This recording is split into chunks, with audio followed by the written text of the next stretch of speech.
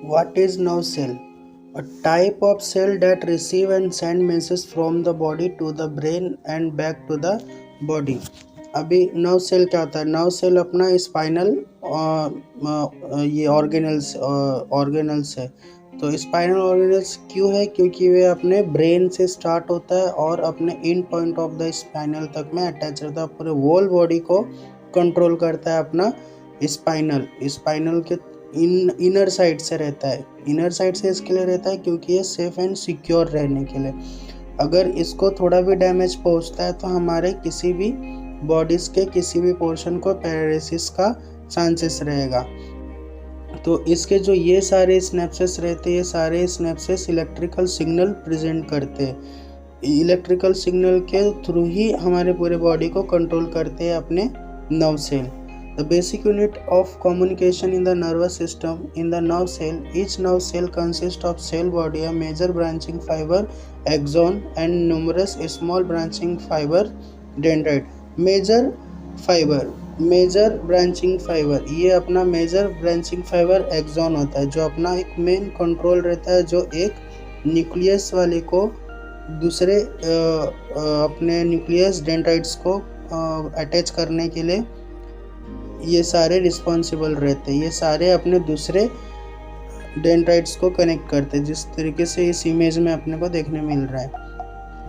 तो अपन जो बीच वाले पोर्शन को बोलते हैं, ये एक्सॉन होता है, जिसको अपन मेजर ब्रांचिंग फाइबर कहते हैं।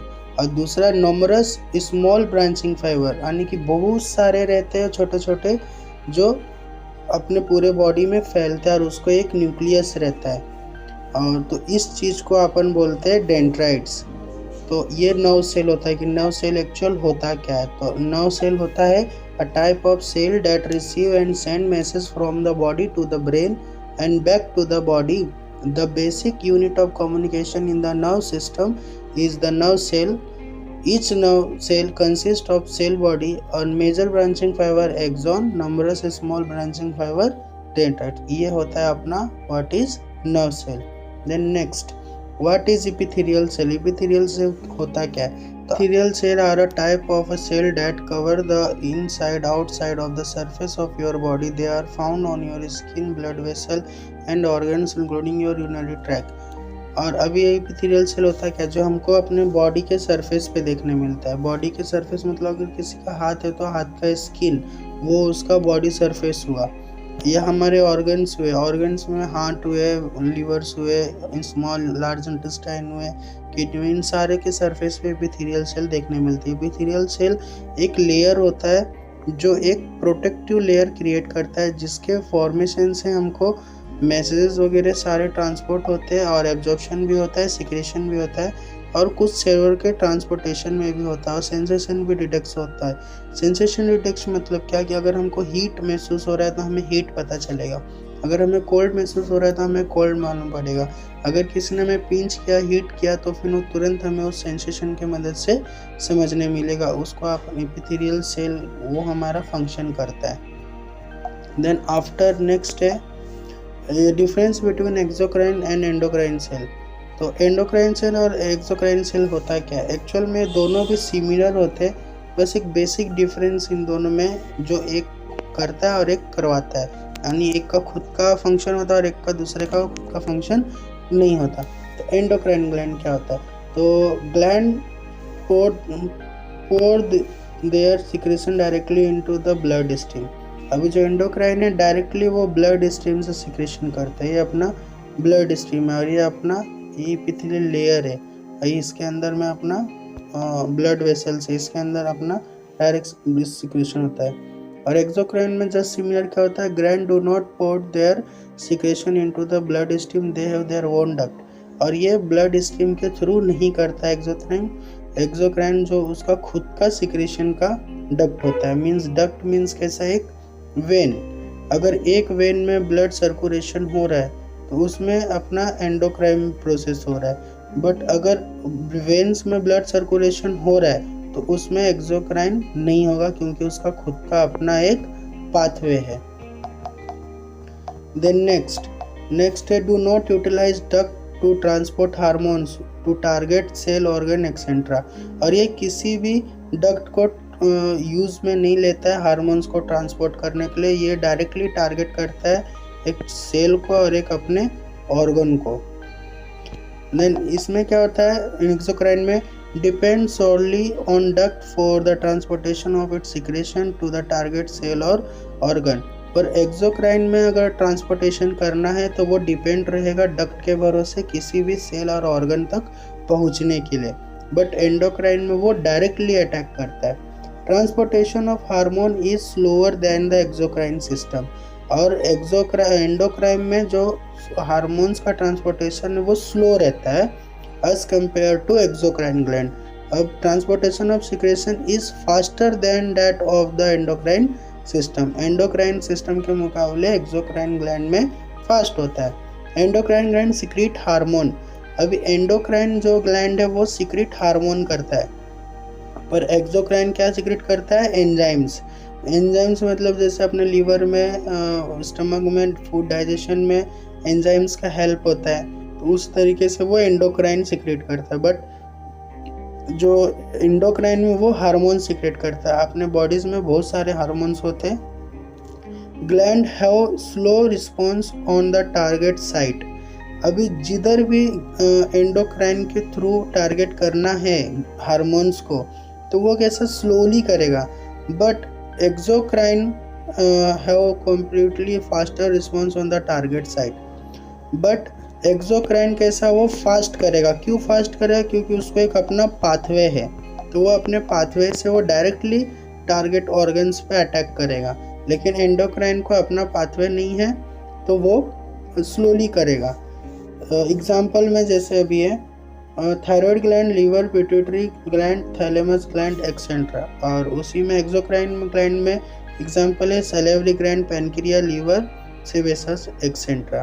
तो ये हो गया अपना एंडोक्राइन और exocrine gland. Just difference between ऐसा ही इसको लिख लेना है या मेंशन कर लेना है। देन अपना आता है व्हाट इज ब्लड सेल। तो ब्लड सेल होता है क्या, आपको ये मालूम है कि जो आरबीसी और डब्ल्यूबीसी होता है वो अपने को दो टाइप्स के ब्लड सेल है, और उसमें ही प्लेटलेट्स वगैरह भी, माइक्रोफेजेस भी अवेलेबल है। तो अभी इसमें हम देख रहे हैं type of blood cell that is made in the bone marrow. Blood cell जो है कुछ कुछ टाइप्स के वो अपने किधर बनता है, बोन मैरो में बनता है। And found in the blood, और ये कहाँ मिलता है, अपने ब्लड में मिलता है। Red blood cell contain protein called haemoglobin. हम जो अपने बॉडी के हेमोग्लोबिन लेवल मीन्स के अपने शरीर में ब्लड कितना है, क्या है, वो चीज़ हम किससे मेंशन करते हैं, हेमोग्लोबिन से। तो हेमोग्लोबिन क्या है, एक तरीके का प्रोटीन है जो अपने आरबीसी में मिलता है, मीन्स रेड ब्लड सेल में मिलता है। Which are carry oxygen from the lungs, और आरबीसी क्या करता है, ऑक्सीजन कैरी करता है अपने लंग्स से। लंग्स से ऑक्सीजन क्यों कैरी करता है, क्योंकि जब हम ऑक्सीजन इनहेल करते हैं तो वो हमारे लंग्स में आके स्टोर होता है। देन आफ्टर हमारे जब हार्ट से ब्लड ऑक्सीजनेटेड होता है तब वो ऑक्सीजनेटेड ब्लड ऑक्सीजन कैरी करता है लंग्स में से। All part of body blood cell, और जितने भी ब्लड सेल हो ऑल ओवर द बॉडी में फॉर्मेशन करता है। मतलब जितने भी सिंपली मैनर में अगर अपने ब्रेन, हैंड, लेग्स, स्टमक, जितने भी बॉडीज को ऑक्सीजन का नीड रहता है तो वो अपने आरबीसी के थ्रू पहुंचता है। Blood contain many types of cell, अभी ब्लड कैसा बहुत अलग अलग टाइप के सेल्स को कंटेन करता है। तो कौन से डब्ल्यूबीसी, तो डब्ल्यूबीसी क्या कंटेन करता है, monocyte, lymphocyte, neutrophil, basophil, eosinophil and macrophages. तो आप यहाँ देख लो, ये अपने हो गए माइक्रोफेजेस, मोनोसाइट हो गए, फिर उसके बाद अपना आ जाता है न्यूट्रोफिल, इस्नोफिल, बेसनोफिल, फिर मोनोसाइट। ये सारे हमारे डब्ल्यूबीसी के टाइप्स है। और देन आता है अपना platelets. RBC and platelets also contain in blood. Blood circulate through the body in the arteries and when, और जो ब्लड अपने बॉडी में सर्कुलेट होता है वो आर्टरीज और वेन के मदद से सर्कुलेट होता है। तो ये हुआ हमारा what is blood cell. Then है व्हाट इज सेल जंक्शन। तो सेल जंक्शन को ध्यान से समझना।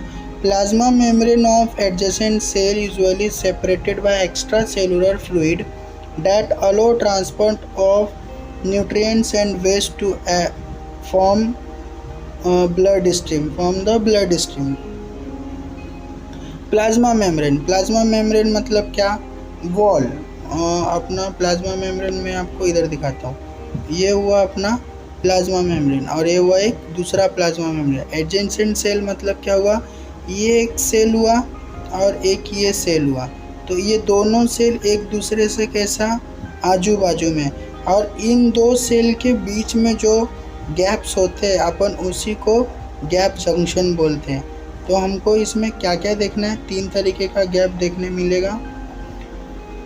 इन certain tissue however the membrane of adjacent cell में ज्वाइन एंड फॉर्म एडजेक्शन, मतलब कैसा, एक सेल ऊपर का एक सेल नीचे का, दोनों जुड़कर अपने को जंक्शन बनाते हैं। 3 kinds of cell junction are recognize, 3 types के कौन से सेल जंक्शन है अपना।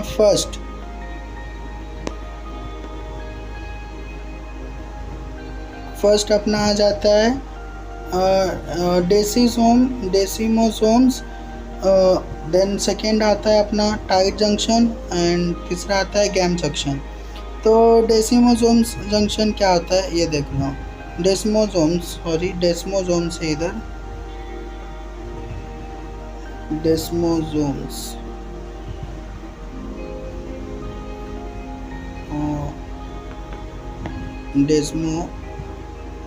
ये हो गया अपना डेस्मोसोम जंक्शन। अब डेस्मोसोम जंक्शन के लिए आप इस डायग्राम को क्लियरली समझ लो, डेस्मोसोम्स एक्चुअल होता क्या है। डेस्मोसोम्स में थ्रेड टाइप्स के बाइंडिंग्स रहते हैं, इस तरीके से वो थ्रेड टाइप्स के बाइंडिंग रहते हैं। Anchoring junction bind adjacent cell together like a molecular Velcro and help form the internal tension reducing network of fiber. तो ये एक सिंपल मैनर में, अगर आपको इस तरीके का सेल दिखता है, तो एक दूसरे को जोड़ने के लिए उस टाइम पे अपना डेस्मोसोम्स आता है। जब भी अपना 2 सेल को बहुत ही माइनर से गैप पे किया रहता है अटैच, तो उसको अपन टाइट जंक्शन बोलते हैं। और जब भी किसी सेल को इस तरीके से तो इसके बीच में से जो सेल्स को क्रॉस करने के लिए जाता है उसको अपन बोलते हैं गैप जंक्शन। ये देखो, ये हो गया अपना गैप जंक्शन, ये हो गया गैप चैनल बिटवीन सेल, यानी इस सेल से इस सेल में जाने के टाइम पे अपन गैप जंक्शन का इस्तेमाल करते हैं। बाकी और अपन गैप जंक्शन का इस्तेमाल कहीं भी नहीं करते। अब चलो सिंगल समझते हैं। Desmosomes are protein attachment between adjacent cell. Desmosome क्या है, protein attachment between adjacent cell, protein attachment. तो ये जो अपना होता है ना, ये क्या, प्रोटीन्स अटैचमेंट रहते हैं, protein fibre extend into the cytoplasm and in plasma membrane where disc shape structure. ये देख लो, ये हो गया अपना desmosomes act like spot weld to hold together tissue that undergo considerable stress such as our skin और heart। ये देख, ये जो स्किन, जैसे अब ये 2 स्किन है, दोनों स्किन को अटैच करने के लिए अपन किसी को भी स्टिच करते हैं, जस्ट लाइक डैट कि इसको भी स्टिच किया हुआ है। मतलब समझ के यही रखना है कि अगर हमको इस तरीके का फेस आता है तो अपन इस चीज़ को डेस्मोसोम्स बोलेंगे। जब भी 2 सेल के बीच में एक चैनल है जो ट्रांसफ़र होता है ये साइड से ये साइड, तो अपन उसको गैप जंक्शन बोलेंगे। अगर 2 के बीच में फुल टाइट है, मतलब समझो ये सेल है, ये टाइट है, ये सेल है, ये टाइट है, सेल है, ये टाइट है, ये सेल है, ये टाइट है, तो अपन इसको बोलेंगे tight junction. Next, tight junction are lightly stitched seam between cell. ये देख लो, junction protein intercellular space plasma membrane, यानी कि जो वो उसका सरफेस है, स्किन लेयर है, उसको अपन प्लाज्मा मेम्ब्रेन बोलते हैं। और ये इसको स्टिच किया हुआ है। The junction completely in cell is cell preventing the movement of material between the cell. तो ये क्या करता है, ये टाइट कर लेने के बाद में ना, जो इसके अंदर में जो सेल होते हैं, जो उनके मटेरियल्स रहते हैं, वो उनको सेफ रखता है, उनको सेफ रखता है, ना वो इधर से उधर जाने देगा, ना उधर का अंदर आने देगा।